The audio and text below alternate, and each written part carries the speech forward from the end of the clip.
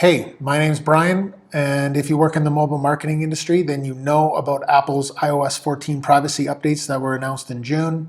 In this video, I want to talk about app tracking transparency framework and if advertisers should be asking their customers to opt into tracking, or if maybe they shouldn't. So if that sounds good, stay tuned.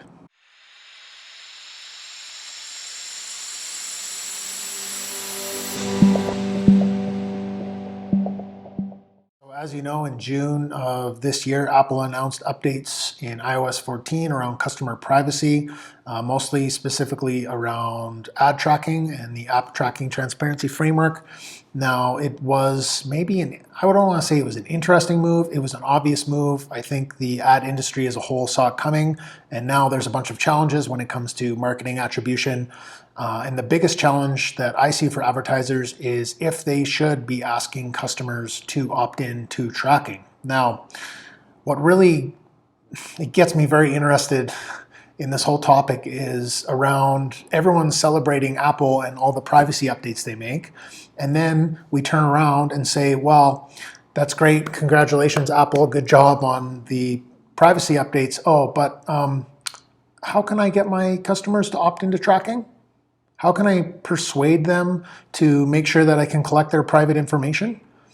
Am I the only one that just sees that as super hypocritical? Or there must be other people out there that feel the same way. It just doesn't make any sense to me that advertisers can applaud these updates to privacy and then automatically be asking how they can persuade their customers into sharing data with them. Yes, I agree. There is a value exchange between the customer and the publisher, advertiser, or developer. When the customer is sharing data, that data is monetized, and that's how publishers make money from ads. Now, whether or not that value exchange is fair is up to discussion, but for sure, the exchange was never really well communicated with the customer, and thus here we are. SKAdNetwork as a whole definitely has its limitations, lack of data for one, lack of true ROI, no re-engagement support. It's difficult to measure return on investment, but that being said, it's still a viable option for measurement. So the big question is, should advertisers ask their customers to opt into ad tracking? Now, the short answer from me is no. The long answer is maybe, but probably still no. Let's be honest, the identifier for advertisers, IDFA, is definitely on life support at this point. The only real reason that I see for a developer or advertiser to ask their customers to opt into ad tracking is to get some small amount of data, hopefully that has some statistical significance, and then they can use a probabilistic model to apply that to their more opaque data and hopefully get a more holistic view of their advertising efforts, which channels are working, what type of lifetime value and return on investment they're getting by channel at a more granular level. The problem with this is, in my opinion, the value exchange between the customer and more specifically the cost benefit of asking versus not asking. Advertisers need to really think hard if having that small extra amount of data is worth the cost of asking for it. And I think that's something that a lot of, from what I am reading, advertisers aren't necessarily considering. They're thinking, well, if I can get 10 or 20% of people to opt into ad tracking, then I'll have some sort of data and I can make better marketing decisions, which makes sense. The problem is, what about the other 80% that say no? Are you driving them away from using your product? What is the cost of asking for someone that says no? One of the biggest reasons that advertisers provide to their customers when they ask them to opt into ad tracking is around personalized ads. Now, this makes a lot of sense. If you have more user level data, you can then provide a better ad experience by providing personalized ads. But the question that really needs to be answered is, does that really provide enough value for the customer? Now, in the short term, not even in the short term, I don't think it does. Let's be honest. Customers don't care.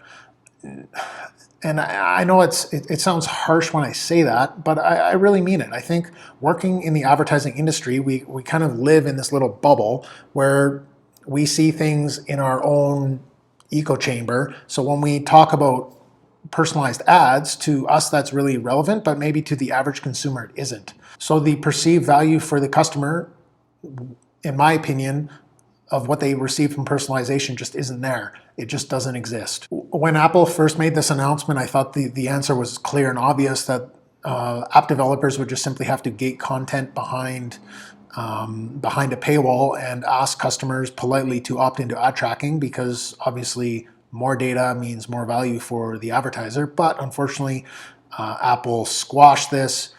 You can see it pretty clearly in their documentation that content in-app can't be walled based on a customer's ad tracking preferences. So where exactly does that leave us? Well, I think that, in my honest opinion, probably 95% plus of advertisers shouldn't be asking their users to opt into ad tracking for two distinct reasons. The first reason is for any advertiser to get a robust amount of data from their customers opting into ad tracking, they need to prompt the ATT framework pretty much as soon as possible. And this is just really a bad user experience. There's nothing worse than opening an app that you haven't used before, and the first thing that pops into your face is, would you like to opt into ad tracking? No value has really been proven to the customer at this point. And so having that value exchange conversation doesn't make sense. It's just a bad experience. The second reason is developers, from a paid advertising perspective, need to rely on the publishing app. So the app where the user is coming from, the publishing app has to collect IDFA as well. So if the publishing app doesn't collect it and then you prompt for it, it's basically useless. So in other words, at this point, it's pretty obvious that the IDFA is on life support.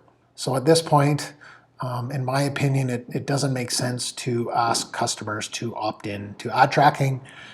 It erodes customer trust, not to mention the talk around value exchange. Is that exchange really enough? Advertisers can use terms like your data is always in control, or you can change your preferences whenever you want. But let's be honest, these are becoming more and more superficial.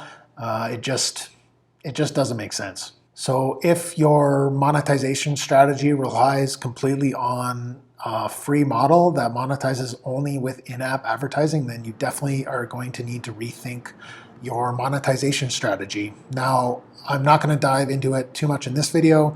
I'm going to make a new video about that specifically, so stay tuned.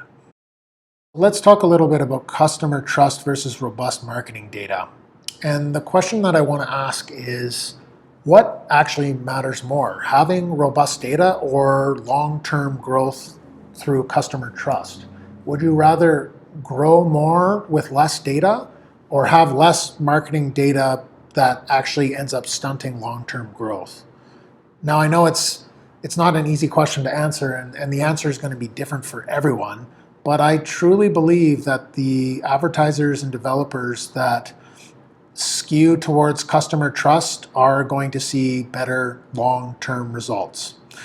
The other way that I like to look at it is, just because you don't have the data doesn't mean you shouldn't be doing something. I think advertisers, agencies, everyone in the ad space has probably become almost using data as a crutch, whereas now we have an opportunity to use less data, gain back customer trust, and ultimately make things better. All right, so you've watched all this and you still think that you're going to need to ask customers to opt into ad tracking. Well, okay, fine. Maybe this will motivate you a little bit more. So according to AppsFlyer, 99% of users, when prompted with the ATT opt-in framework, have opted out. So that maybe might not be very encouraging. And also, according to Singular, you need at least 5% of opt-in rate to gain any sort of statistical significance. So I'm not sure I agree with that, because, I mean, 5% of users who decide to opt in are basically going to be a different audience than the rest of your users, just based simply on the fact that they opted in. So there's that to consider. But let's fill in the gap strategically how you should actually do it. And I think maybe my answer is going to be a bit surprising, and it's super simple. Wait. Just wait as long as you can before you prompt for the framework. Why? Because you need to prove value of your product first. Opening an app and getting prompted to share my personal information doesn't feel good with me as an advertiser, and I'm assuming that it's not going to feel good with a lot of customers. So how do you prove value and wait as long as possible? Well, guess what? Apple on iOS 14 also released app clips. So you can actually now, rather than having a user download your full app first, you can direct them into your app clip, prove value, prove that you have a great product.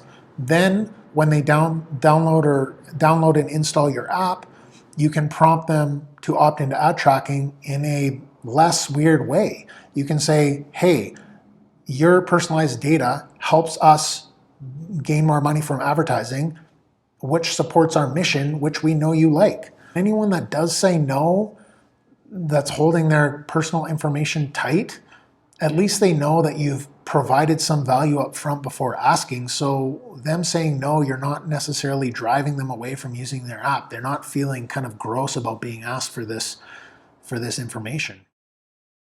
And it's super ironic, but actually having less data might actually be better. Advertisers are all of a sudden have to focus on incrementality of their marketing efforts as a whole. And they're going to be able to use SKAdNetwork to do some attribution and see performance from channels, maybe not as granular as they used to, but at the end of the day, true incrementality is really all that matters. Are your advertising efforts actually gaining you more traction in your marketplace, or are you simply just capturing organic activity before it happens? Because let's be honest, the targeting capabilities of Facebook and Instagram and Twitter and Google, they're so good that a lot of that stuff that comes through probably would have happened anyways. So developers that truly respect customer privacy don't prompt the app tracking transparency framework asking their customers to opt into ad tracking. Learn to live with less data and focus on true incrementality are going to be the advertisers that win in the long term. Well, thanks again for watching. If you're an app marketer or an app developer or you work in mobile marketing, I hope this has been helpful for you.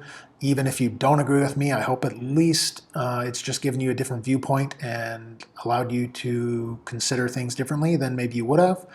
And I wish you all the best and best of luck.